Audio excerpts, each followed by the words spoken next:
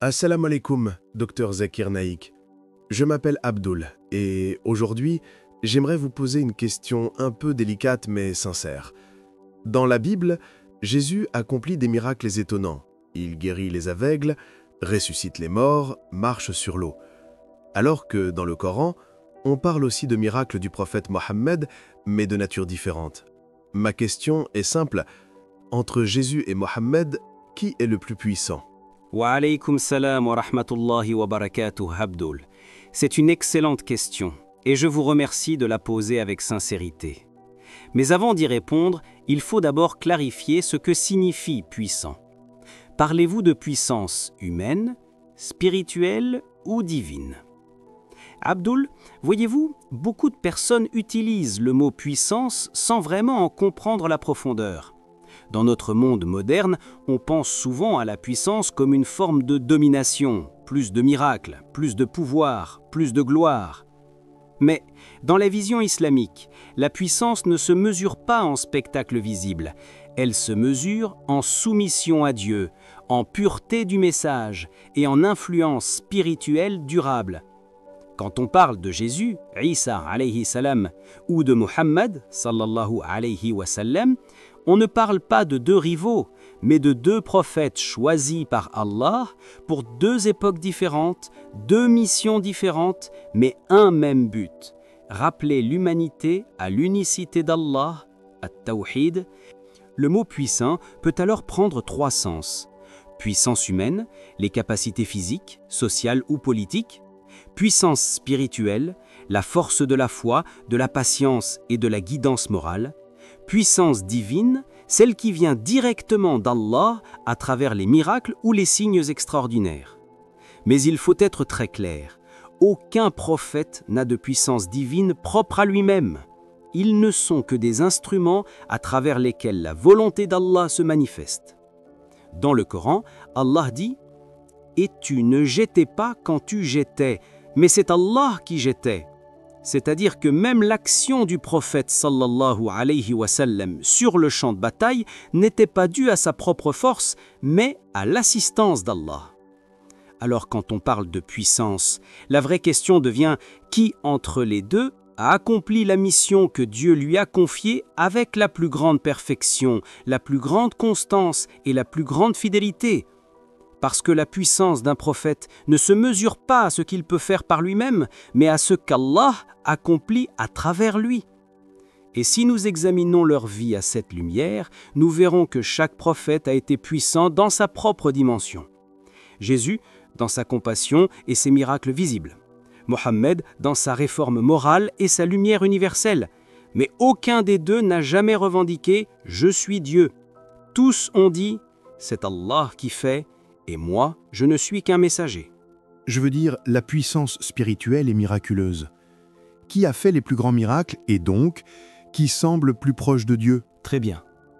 Mais la première chose à comprendre est que ni Jésus et Isa alayhi salam, ni Muhammad sallallahu alayhi wa sallam n'ont accompli leurs miracles par leur propre pouvoir. Le Saint-Coran est très clair à ce sujet. Allah dit dans Sourate Al-Ma'ida, Sourate 5, verset 110. Et rappelle-toi quand Allah dira « Ô Jésus, fils de Marie, rappelle-toi mon bienfait sur toi et sur ta mère quand je te fortifiais du Saint-Esprit. Tu parlais aux gens dans le berceau et dans l'âge mûr, et quand je t'enseignais le livre et la sagesse, la Torah et l'Évangile, et quand tu créais de l'argile la forme d'un oiseau par ma permission, puis tu soufflais dedans, et cela devenait un oiseau par ma permission. » Voyez-vous, le verset répète deux fois « par ma permission ». Cela prouve bien que Jésus n'était pas la source du pouvoir, mais un serviteur d'Allah choisi pour manifester ses signes. Mais, docteur Zakir, la Bible dit aussi que Jésus a dit « Moi et le Père, nous sommes un », Jean 10, 30. Certains chrétiens prennent cela comme une preuve qu'il était Dieu lui-même. N'est-ce pas une supériorité évidente sur Muhammad sallallahu ou Ali Hassan Adriette ? Très bonne remarque, mais le problème vient de l'interprétation du texte. Si vous lisez le même évangile, Jean 17, 21, Jésus dit « Comme toi, Père, tu es en moi et moi en toi, qu'il soit un en nous. » Ici, Jésus prie pour que ses disciples aussi soient un avec Dieu, pas en essence, mais en but et en foi. Donc le mot « un » n'implique pas la divinité, mais l'unité spirituelle. D'ailleurs, dans Jean 14, 28, Jésus dit « Le Père est plus grand que moi. S'il était Dieu, il ne dirait pas que Dieu est plus grand que lui. » Ainsi, selon la Bible elle-même, Jésus était un messager, pas Dieu. Je comprends. Même alors, si Jésus a ressuscité les morts et guéri les lépreux, et si Mohammed sallallahu alayhi wa sallam n'a pas accompli de tels miracles visibles, comment peut-on dire que les deux prophètes sont égaux ou que Mohammed est supérieur? Encore une question très pertinente. Mais permettez-moi d'expliquer une chose importante. La grandeur d'un prophète ne se mesure pas à la quantité de miracles, mais à la portée et la finalité de son message. Tous les prophètes ont reçu des miracles adaptés à leur époque. Au temps de Moïse, Moussa alayhi salam, la magie était très répandue. Allah lui a donc donné le miracle du bâton qui se changeait en serpent pour défier les magiciens. Au temps de Jésus, Isa alayhi salam, la médecine fascinait les gens. Allah lui a donc permis de guérir les aveugles, les lépreux et même de ressusciter les morts, par sa permission. Mais à l'époque du prophète Mohammed sallallahu alayhi wa sallam, les Arabes étaient des maîtres de la langue, de la poésie et de la rhétorique. Allah lui a donc donné le miracle suprême du langage, le Coran. Un miracle qui n'est pas limité à une époque, mais vivant, éternel et inimitable. Mais certains diraient que le Coran n'est qu'un livre, alors que guérir un mort est un signe beaucoup plus spectaculaire. Oui, mais ce que beaucoup oublient, c'est que le Coran n'est pas un simple livre. C'est un miracle continu. Les miracles physiques, comme ceux de Moïse ou Jésus, ne pouvaient être vus que par ceux qui vivaient à leur époque.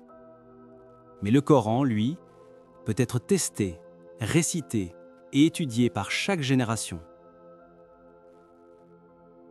Il contient des preuves linguistiques.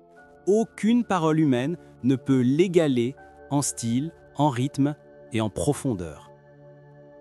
Des vérités scientifiques révélées il y a 1400 ans et confirmées seulement récemment. Et surtout, un message spirituel universel inchangé depuis sa révélation.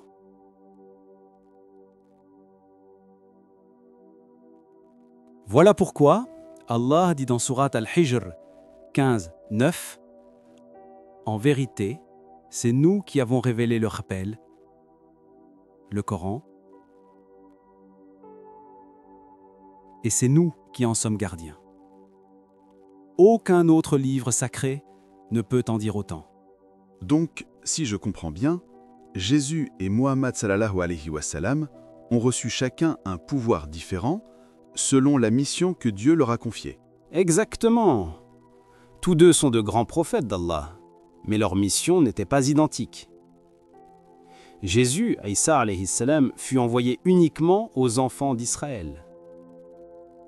Le Coran dit dans Sourate As-Saf 61, verset 6, « Et quand Jésus, fils de Marie, dit « Ô enfants d'Israël, je suis vraiment le messager d'Allah envoyé vers vous. » Tandis que Mohammed sallallahu alayhi wa sallam fut envoyé pour toute l'humanité. Allah dit dans Sourate Al-Anbiya, Sourate 21, verset 107, « Et nous ne t'avons envoyé que comme miséricorde pour les mondes. » Cela seul suffit à montrer la supériorité de la mission du prophète Mohammed sallallahu alayhi wa sallam. Il n'est pas seulement un messager pour une nation, mais le dernier prophète, le sceau de la prophétie. Mais pourquoi Allah a-t-il choisi Mohammed sallallahu alayhi wa sallam comme le dernier messager? Pourquoi pas Jésus, qui reviendra à la fin des temps? Très belle question, Abdul. Le retour de Jésus, à Isa alayhi salam, à la fin des temps, ne signifie pas qu'il viendra avec une nouvelle révélation. Il reviendra comme un suiveur de Mohammed sallallahu alayhi wa sallam, pour confirmer la vérité du message islamique. Le prophète, sallallahu alayhi wa sallam, a dit dans un hadith authentique, Sahih Bukhari, « Il n'y a entre moi et lui, Jésus, deux prophètes. Et quand il descendra, il jugera selon la loi islamique. » Donc même Jésus, à son retour, n'apportera pas une nouvelle religion, mais confirmera la mission du prophète Mohammed, sallallahu alayhi wa sallam. Subhanallah, je comprends maintenant. Ce n'est pas une compétition de puissance, mais une complémentarité de mission. Chacun a été un instrument de la volonté divine. Exactement, mon frère. Et c'est là la beauté de l'islam. Il ne rejette pas Jésus, il l'honore. Mais il le replace à sa juste place, comme prophète, messager et serviteur d'Allah. Le prophète Mohammed sallallahu alayhi wa sallam a dit « Je suis le plus proche de Jésus, fils de Marie, dans ce monde et dans l'au-delà, car il n'y a entre lui et moi aucun autre prophète. » Sahih Muslim. Leur message est le même. Adorez Allah, votre Seigneur et le mien. Docteur Zakir, après ce que vous venez d'expliquer, je me rends compte que la vraie puissance, c'est celle d'Allah, pas celle des hommes, et que les prophètes ne sont que des miroirs de sa lumière. Masha'Allah, vous avez parfaitement résumé. La véritable puissance appartient à Allah seul, Al-Qawi, le Tout-Puissant. Et les prophètes ne sont que ses messagers, ses serviteurs, ses exemples.